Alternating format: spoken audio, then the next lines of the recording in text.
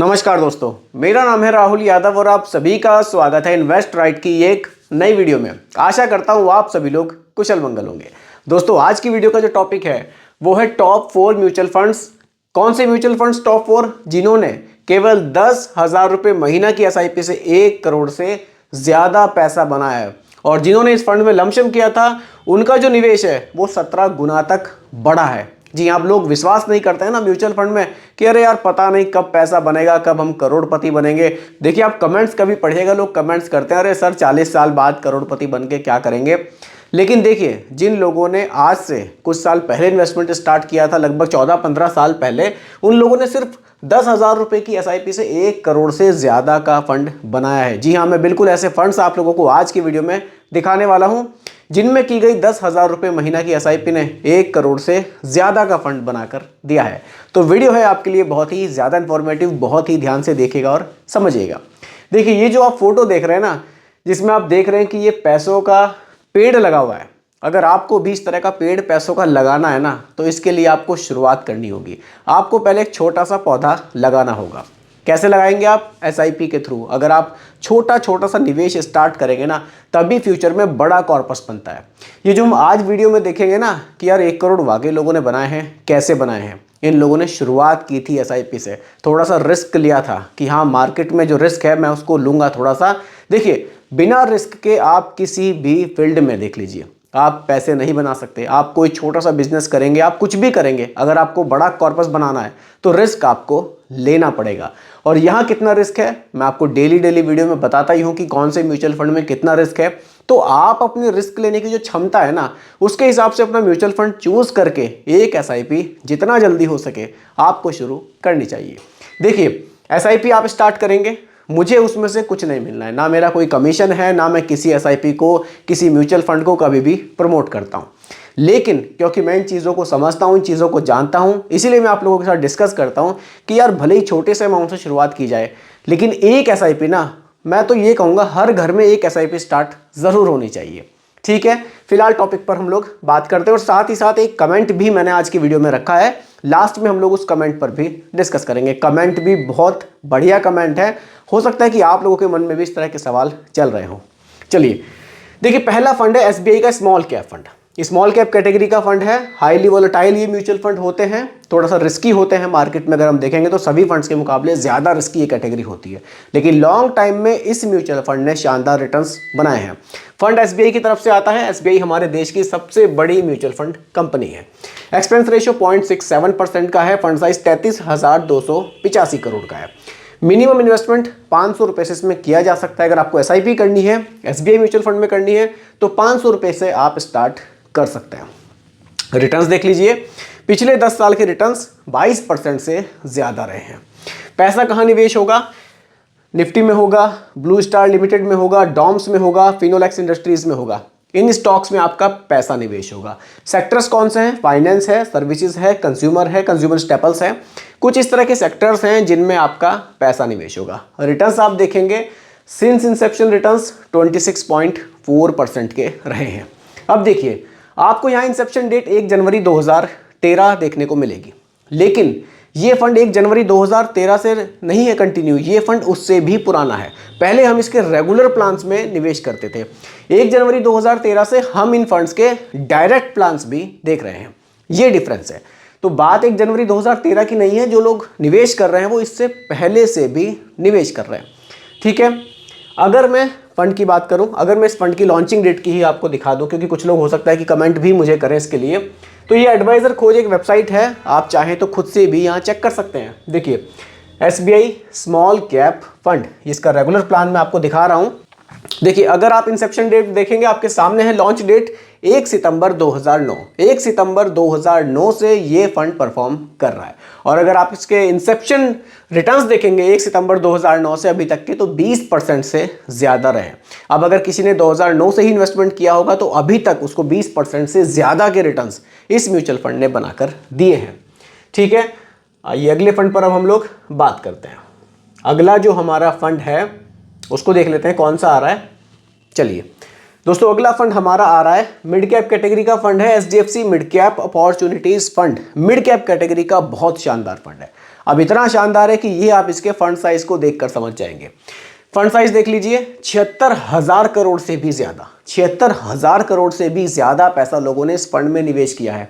और कुछ लोग अभी भी सोच ही रहे हैं कि यार मेरा पैसा डूब तो नहीं जाएगा, और लोगों ने 76,000 करोड़ रुपए लगा दिए। एक्सपेंस रेशियो 0.76% का है। रिटर्न्स आप देख सकते हैं, पिछले 10 साल में 19% से ज्यादा के रिटर्न्स इस म्यूचुअल फंड ने बनाए हैं। देखिए पैसा कहाँ निवेश होगा, द इंडियन होटल्स कंपनी में, मैक्स फाइनेंस में, द फेडरल बैंक में, कोफोर्ज लिमिटेड में। ये टॉप की होल्डिंग्स हैं, बाकी होल्डिंग्स और भी हैं, लेकिन मैंने टॉप की 4 रखी है। Sectors finance, health care, technology और कैपिटल गुड्स हैं। इक्विटी में 91% का निवेश है, जिसमें से मिड कैप में 66% का निवेश है, बाकी लार्ज कैप में 8% है और स्मॉल कैप में लगभग 17% का निवेश है। इसका डाइवर्सिफिकेशन है। इंसेप्शन रिटर्न्स 22% से ज्यादा हैं डायरेक्ट प्लान के 1 जनवरी 2013 से अभी तक के। ठीक है, अब हम लोग अगले फंड पर बात करते हैं। अगला जो फंड है एडलविस का मिड कैप फंड है। ये भी एक मिड कैप कैटेगरी का फंड है।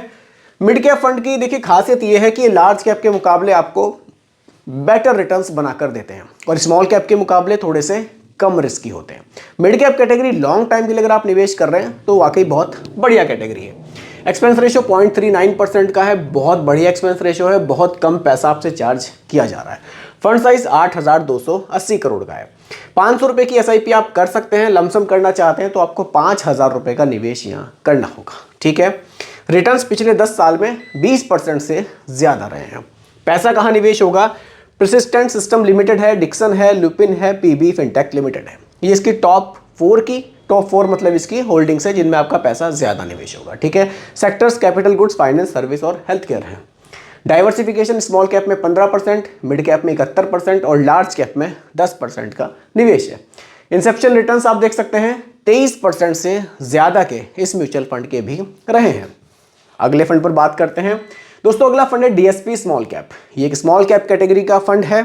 स्मॉल कैप कैटेगरी मैंने आपको बताया, SBI स्मॉल कैप में बताया था कि स्मॉल कैप थोड़े से ज्यादा रिस्की होते हैं लेकिन लॉन्ग टाइम में अच्छे रिटर्न्स आपको देते हैं। एक्सपेंस रेशियो 0.84% का है। फंड साइज 16,307 करोड़ का है। ठीक है, SIP आप 500 रुपये से कर सकते हैं और अगर आप एक मुश्त निवेश करना चाहते हैं तो आप 1,000 रुपये का भी इसमें कर सकते हैं। पिछले 10 साल में 19% से ज्यादा के रिटर्न्स रहे हैं। पैसा कहाँ निवेश होगा, जुबिलियंट में, ई क्लर्क सर्विसेज में, वेल्थपन कॉर्पोरेट लिमिटेड में और डोडला डेयरी लिमिटेड में। कुछ इस तरह की होल्डिंग्स हैं। देखिए स्मॉल कैप जो फंड्स होते हैं छोटी कंपनी में हमारे पैसे को ज़्यादा निवेश करते हैं। कुछ कंपनी ऐसी होंगी जो बिल्कुल आपने सुनी नहीं होंगी क्योंकि ये कुछ नए नए स्टार्टअप भी होते हैं। कुछ छोटे जो स्टॉक्स होते हैं हमारे, उनमें ज़्यादा निवेश किया जाता है। छोटे स्टॉक्स में निवेश करने का बेनिफिट ये होता है कि कुछ स्टॉक्स ऐसे होते हैं जिनमें बहुत पोटेंशियल होती है, जो बहुत जल्दी स्मॉल कैप से मिड कैप में भी पहुंच जाते हैं। तो ऐसे स्टॉक्स को ही फंड मैनेजर ढूंढते हैं और उन्हीं में हमारे पैसे को ज़्यादा निवेश करने की वो कोशिश करते हैं ताकि रिटर्न्स हमें वो अच्छे बनाकर दे सकें।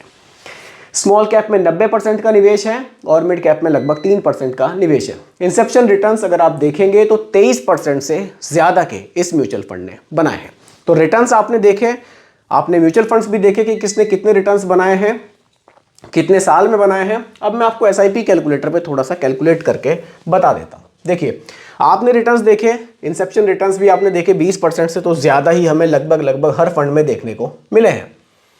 चलिए SIP कैलकुलेटर पे है, आपके सामने ही मैं यहाँ कैलकुलेट करूँगा ताकि थोड़ा सा आपको लगे कि हाँ वाकई पैसा बनता है। देखिए 10,000 की SIP बिल्कुल आपके सामने ही सब कुछ मैं करूंगा यहाँ पर। चलिए 10,000, ड्यूरेशन 15 साल। ठीक है, और रिटर्न्स हमने देखे कि हमें 20% से ज़्यादा ही सब में मिले हैं। अगर मैं 20 भी रखता हूँ, लगभग 20% है, तो आप देख सकते हैं निवेश 18 लाख का है, उस पर एस्टिमेटेड रिटर्न्स लगभग 95 लाख बन रहे हैं और फाइनल वैल्यू 1 करोड़ से ज़्यादा की बन रही है। रिटर्न्स आपने देखे हैं कि सभी में 20% से ज़्यादा रहे हैं। मैंने लगभग 20% ही कैलकुलेशन के लिए यहाँ रखे हैं। फ्यूचर में ये कम या ज़्यादा हो सकते हैं क्योंकि पैसा आपका स्टॉक मार्केट में निवेश किया जा रहा है। मार्केट में अप एंड डाउन्स जैसे रहेंगे, हमारा जो पैसा है वो उसी हिसाब से बनता है। ठीक है, अब ये तो टॉपिक हमारा क्लियर हुआ। अब हम लोग बात करते हैं अपने कमेंट की, क्योंकि ये कमेंट भी मैंने आज की वीडियो के लिए रखा था। कमेंट है हमारा, ये एक सर ने हमारे कमेंट किया है, चैनल से कमेंट है, अगर कोई कंपनी माइक्रो कैप इंडेक्स में अच्छा परफॉर्मेंस नहीं करेगी तो क्या निफ्टी 50 की तरह उसे इंडेक्स से बाहर निकाल दिया जाएगा? इस पर बताइए। ठीक है सर, बहुत अच्छा सवाल है, हो सकता है काफ़ी लोगों के मन में ये सवाल हो। देखिए, अब ये माइक्रो कैप इंडेक्स क्या होता है, ये हमारे पैसे को 501 रैंक से लेकर 750 रैंक तक जो कंपनियां होंगी ना, उन्हीं में निवेश करेगा और कहीं हमारा पैसा निवेश नहीं होगा। ये 250 कंपनियों में हमारा पैसा निवेश होगा जो एनएससी पर लिस्टेड हैं, 501 से शुरू हो जाएगी और 750 पर खत्म हो जाएगी। बिल्कुल जो कंपनियां इस इंडेक्स में आएंगी सिर्फ उन्हीं में हमारा पैसा निवेश होगा। जो कंपनियां इस इंडेक्स से बाहर हो जाएगी, दूसरी कंपनी आ जाएगी, क्योंकि 250 कंपनियां वहां रहनी है, वो एक इंडेक्स है, उसमें टोटल 250 कंपनियां रहेंगी, एक निकलेगी तो दूसरी आएगी, तो जो निकलेगी उससे हमारा पैसा एग्जिट हो जाएगा और जो कंपनी उसमें आएगी उसमें हमारा पैसा इन्वेस्ट हो जाएगा। कोई भी इंडेक्स फंड होता है ये इसी तरह से काम करता है। तो बिल्कुल आप निश्चिंत रहिए, अगर कोई कंपनी इस इंडेक्स से बाहर होती है तो आपका पैसा निकल जाएगा, और जो कंपनी इस इंडेक्स में आएगी, यानी कि मान लीजिए कोई कंपनी ऐसी है उसकी रैंकिंग गिर जाती है, वो 750 की जगह उसकी रैंकिंग 800 हो जाती है, तो उसके जो पैसा होगा 800 वाली रैंक से निकल जाएगा, जो कंपनी भागेगी, और जो कंपनी उस इंडेक्स में आएगी वहां आपका पैसा निवेश हो जाएगा। ठीक है, तो ये जो सर का सवाल था, मैं उम्मीद करता हूं कि काफ़ी हद तक इनको ये जो इनका कन्फ्यूज़न था वो क्लियर हुआ होगा। तो दोस्तों यही आज की वीडियो का टॉपिक था। उम्मीद करता हूं कि टॉपिक आपको पूरी तरह से क्लियर हुआ होगा। बाकी दोस्तों ये कोई रिकमेंडेशन हमारी तरफ से नहीं है, केवल एजुकेशनल पर्पस वीडियो आप लोगों के लिए बनाई गई है। वीडियो कैसी लगी कमेंट में ज़रूर बताइएगा, पसंद आई हो लाइक शेयर भी कीजिएगा, और मेरे चैनल पर अगर आप नए हैं इसको भी सब्सक्राइब आप ज़रूर कीजिएगा। धन्यवाद।